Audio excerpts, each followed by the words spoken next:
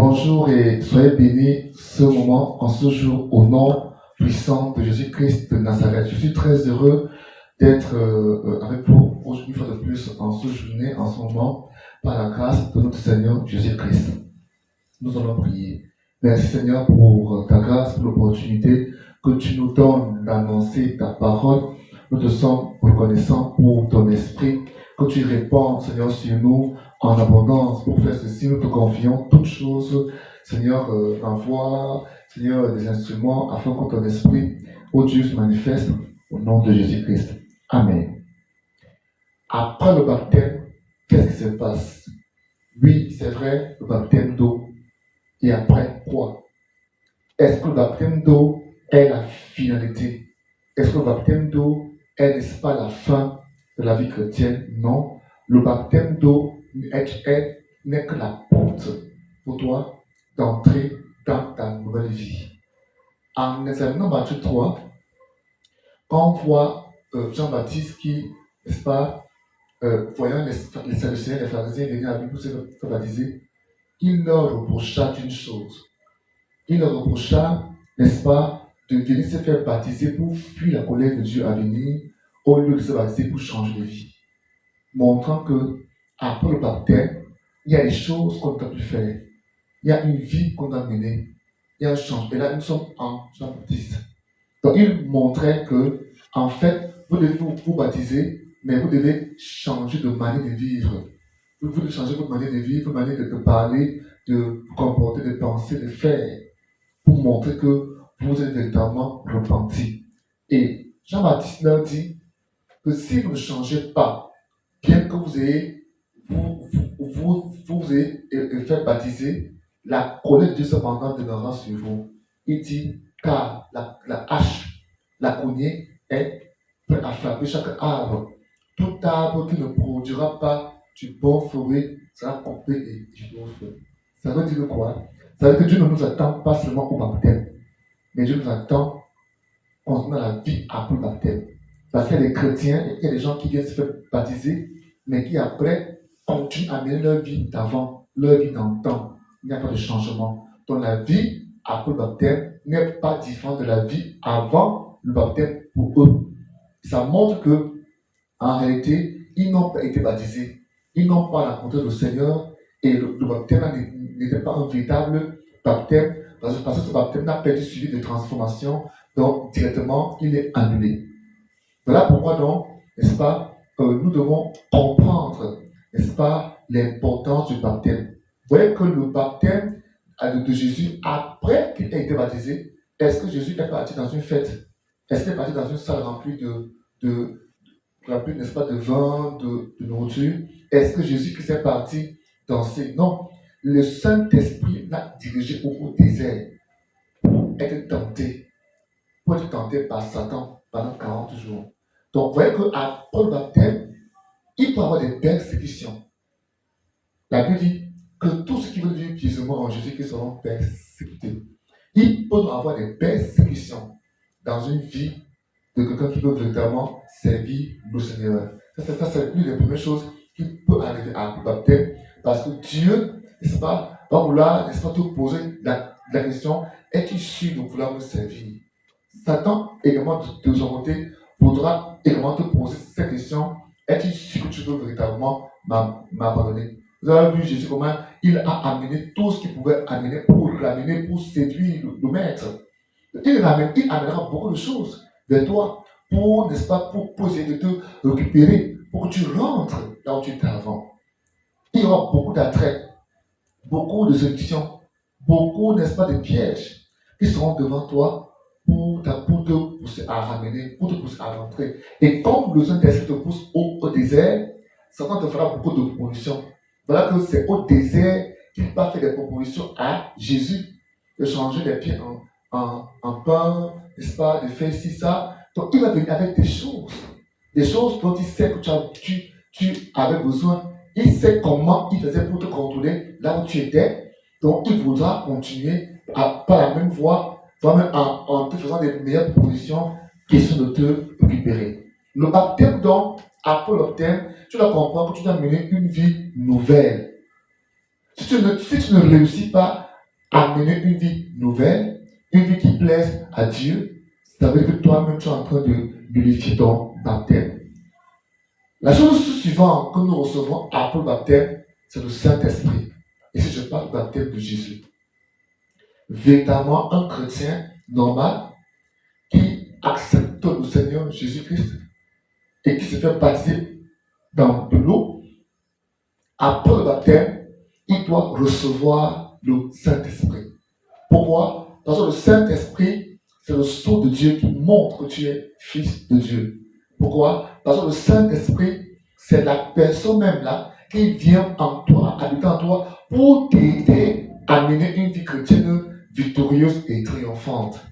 Si tu n'as pas le Saint-Esprit, tu ne pourras pas mener une vie chrétienne satisfaisante. Et même Paul nous dit clairement que celui qui n'a pas l'Esprit de Christ en lui ne lui appartient pas. Dans Actes 10, verset 44 au verset 47, Pierre est envoyé par le Saint-Esprit chez Corneille, un officier romain, qui devait entendre la parole de Dieu. Et pendant que l'apôtre Pierre était encore dans ses propos liminaires, en train de vouloir présenter Jésus, la Bible dit que le Saint-Esprit se répandit sur Corneille et sur tout ce qui était avec lui, et il s'est mis à parler en langue et à faire des choses, des espaces spirituels. Pierre a dit, peut-on refuser, pour refuser le Saint-Esprit, pour refuser le baptême d'eau à ceux sur qui l'Esprit de Dieu est descendu comme sur nous la première fois. Voilà comment il est baptisé. Là, c'est un cas de figure clair où on voit le Saint-Esprit se répandre sur les hommes avant qu'ils n'aient été baptisés, avant qu'ils n'aient reçu le baptême d'eau. On voit le cas de Actes chapitre 8, verset 14 au verset 17. Ici, c'est le diacre Philippe qui, pendant la persécution de l'église de Jérusalem, va descendre à Samarie pour aller apporter la bonne nouvelle de Jésus dans cette ville-là. Quand il arrive, il fait beaucoup de choses. Les gens le suivent. Il y a des miracles, il y a des prodiges, il y a, n'est-ce pas, des manifestations. Il y a beaucoup de bonnes choses qui se passent pendant qu'il travaille à Samarie. Et alors, à Jérusalem, au verset 14, la Bible nous fait comprendre que Pierre et Jean et les autres apôtres apprennent ce que Dieu fait à Samarie. Voilà comment ils vont descendre à Samarie pour aller, n'est-ce pas, assister et apporter leur appui.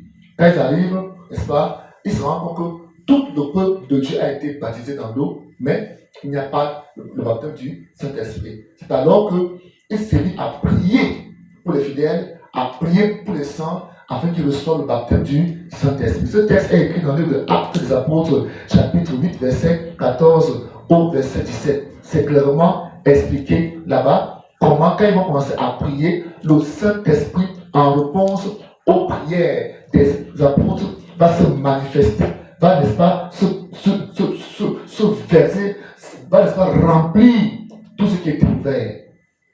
Et tous commenceront à manifester les dons du Saint-Esprit. Pour dire qu'après le baptême d'eau, c'est le baptême du Saint-Esprit. Quand on parle de baptême de feu, il s'agit, n'est-ce pas, de tout ce qu'on peut imaginer comme souffrance, comme peine, comme difficulté, comme, n'est-ce pas, épreuve. Et c'est important que tu aies ta charge.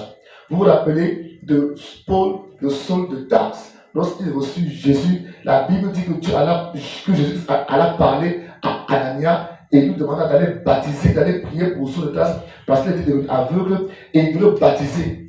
Et que c'est son instrument qui portera la bonne nouvelle de par les nations. Et que lui, il lui a montré tout ce dont il souffrira à cause de son nom. Vous voyez, ici, c'est extrêmement important pour Dieu, pour le Seigneur, d'accrocher à toi les souffrances liées à ton salut, liées à ta foi, liées à ton amour pour lui. Acte chapitre 8, n'est-ce pas? On voit clairement comment les apôtres vont, n'est-ce pas, baptiser, n'est-ce pas, ces gens. Et ils recevront le Saint-Esprit. Amen. Dans le livre de Acte 19, là encore, c'est notre cas de figure des disciples de Jean-Baptiste qui acceptent le Seigneur Jésus-Christ, n'ayant jamais pu entendre parler du Saint-Esprit. Quand Paul va leur annoncer l'évangile de Jésus, ils vont croire en lui et Paul va les baptiser d'eau et après il va prier pour eux en leur imposant les mains et ils vont recevoir le Saint-Esprit. Nous voulons comprendre que le Saint-Esprit, n'est-ce pas, est la personne divine que Jésus-Christ a promis aux disciples de venir habiter en eux parce que lui, il s'en va vers le ciel. Donc, après le baptême d'eau, oui, tu as besoin du baptême du Saint-Esprit. Après le baptême d'eau, oui, tu dois comprendre que tu dois être prêt pour le désert. Tu dois être prêt pour affronter, n'est-ce pas, les esprits, pour affronter ta chair, pour affronter tes désirs, pour affronter, n'est-ce pas, ce que tu aimais avant et qui ne plaît pas à Dieu. Tu dois apprendre, n'est-ce pas, à affronter le monde dans lequel tu vis, mais à qui tu n'appartiens pas. Parce que tu n'es plus du monde, mais tu es dans le monde, mais tu ne vis plus comme le monde vit, tu ne vis plus comme tu vivais avant. Tu es devenu un chrétien. Voilà pourquoi tu dois, n'est-ce pas, une nouveauté de vie, c'est-à-dire une vie nouvelle. Beaucoup de chrétiens commettent cette erreur-là. Ils ne distinguent pas la différence entre leur vie avant Christ et leur vie après Christ. La Bible nous dit, n'est-ce pas, dans plusieurs textes que je vais essayer de lire ici tout à l'heure pour vous montrer que, n'est-ce pas, le baptême sert apporte aussi beaucoup de bonnes choses. On a vu des délivrances liées au baptême, des guérisons liées au baptême, n'est-ce pas? On a vu des miracles que Dieu a fait pour attester qu'il est avec lui. Et par rapport aux miracles liés au baptême, nous tirons cela dans Matthieu chapitre 3. Vous voyez là-bas que quand n'est-ce pas, Jésus-Christ a été baptisé, quand il est sorti de l'eau, le ciel s'ouvrit. 2, il vit, c'est lui qui vit. Le Saint-Esprit venir se reposer sur lui sous forme corporelle d'une colombe. Ce n'est que lui qui vit ça, pas les autres. Donc, lors des baptêmes, il y a toujours des signes, il y a toujours des marques, il y a des choses que Dieu fait pour attester que voilà, ça c'est mon fils, ça c'est un baptême que j'agrée. Je me souviens d'un baptême que j'ai eu à mener. La dame, n'est-ce pas, lorsqu'on a plongé, lorsque je l'ai plongé dans l'eau du baptême, à peine elle était entrée dans l'eau, quand elle sortait, le Saint-Esprit l'a rempli. L'Esprit de Dieu l'a rempli, je dis dans l'eau, quand elle est sortie de l'eau, l'Esprit de Dieu l'a rempli, elle s'est mis à parler, à manifester des dons spirituels instantanément. Donc tu es capable, n'est-ce pas, d'attester le baptême de quelqu'un pendant le baptême.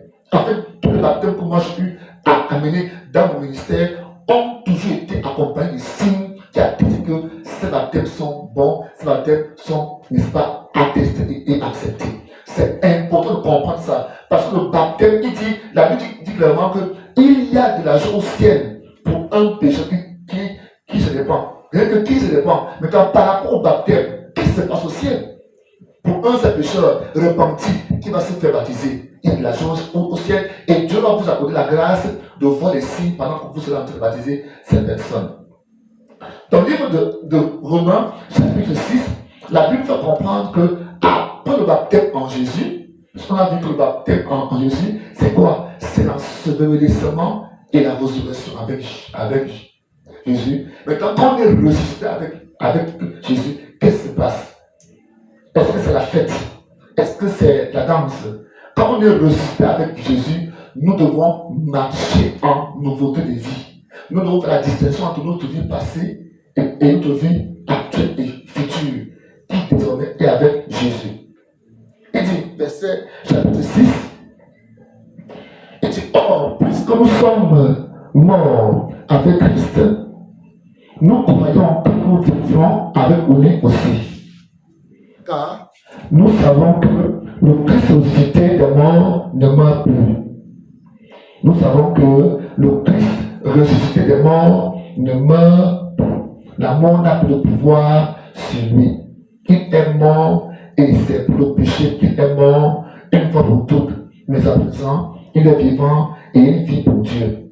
Aussi, considérez-vous comme mort pour le péché et comme vivant pour Dieu dans l'union avec Jésus-Christ. Première conséquence, nous devons nous considérer comme étant morts au péché, morts au monde, morts à nous-mêmes. C'est-à-dire que tu ne vis plus parce que tu es mort. Tu as été enterré là-bas. Dans l'eau du baptême, ton moi est mort. Tout ce que tu étais avant est resté là-bas. Tu n'es plus ce que tu crois être. Tu es maintenant enfant de Dieu, marchant sur les pas de Jésus. Tu as l'esprit de Jésus qui est en toi. Dans le livre de Colossiens, n'est-ce pas, chapitre 3, Colossiens 3, Colossiens chapitre 3, chapitre 2, pardon. Nous allons lire à partir du verset 20 La Bible dit, vous êtes morts avec le Christ. Il y a tous ces principes élémentaires qui régissent la vie du monde. Maintenant, Colossiens 3, verset 1. Mais vous êtes aussi ressuscités avec le Christ. Recherchez donc les réalités d'en haut, là où se trouve le Christ qui siège à la droite de Dieu le Père Tout-Puissant. De toute votre pensée, tendez vers les réalités d'en haut et non celles qui sont sur la terre. Car vous êtes morts et votre vie est cachée en Christ, en Dieu. Le jour où le Christ apparaîtra, la vie en vous, lui qui est votre vie, alors vous paraîtrez vous aussi avec lui en partageant sa gloire. Donc en tant que chrétien, nous devons comprendre que après la résurrection que nous expérimentons par le baptême, notre vie ne nous appartient plus. Christ est venu nous sauver pour mener une nouveauté de vie, pour mener une vie nouvelle, pour mener une vie extraordinaire, la vie que nous-mêmes nous proposons de mener. Ça, c'est la vie après le baptême. La vie après le baptême est une vie remplie d'œuvres bonnes, riche en œuvres bonnes, riche en œuvres bonnes. L'Esprit de Dieu est en toi parce que l'Esprit du monde est parti. Amen. Donc, tu vis, tu jouis de la présence de Dieu, tu marches dans la présence de Dieu, tu n'es plus ce que tu étais avant d'avoir connu Jésus-Christ. Tu marches dans la plénitude du Saint-Esprit et la présence de Dieu habite abondamment en toi. Le baptême, lui, et après quoi? Le baptême, lui, et après la marche avec le Seigneur. La marche avec le Seigneur jusqu'au jour où il reviendra. Et tu es appelé à marcher. C'est une marche, n'est-ce pas, qui est solitaire, parce que c'est une ligne qui est tracée devant toi, sur laquelle tu dois marcher jusqu'à la fin. Après le baptême, c'est la persévérance. Après le baptême, c'est l'amour de Dieu manifesté. Après le baptême, n'est-ce pas, c'est la grâce de Dieu qui se manifeste dans ta vie. Après le baptême, tu dois manifester, n'est-ce pas, la conséquence de la nature de Dieu que tu as reçue en Christ. C'est ça, en fait, le baptême, la vie après le baptême. Donc, j'aimerais qu'il n'y ait pas en bagarre, parce qu'ici, ce n'est pas une affaire pour des enfants, c'est pour les hommes qui sont faits, qui savent ce qu'ils veulent chercher. Voilà pourquoi Jésus a dit que quiconque met la main à la charrue et regarde en arrière n'est pas digne du royaume. Alors, sentons-nous dignes du royaume, nous avons mis la main à la charrue et avançons vers le but, avançons vers l'objectif que Dieu nous fixe, que Dieu nous a montré devant nous. Amen. Que Dieu nous bénisse dans ce jour qui nous accorde de la grâce. La grâce de comprendre, n'est-ce pas, l'engagement qu'est le baptême. La grâce de comprendre l'aspect, la relation profonde qu'il y a dans le monde baptême.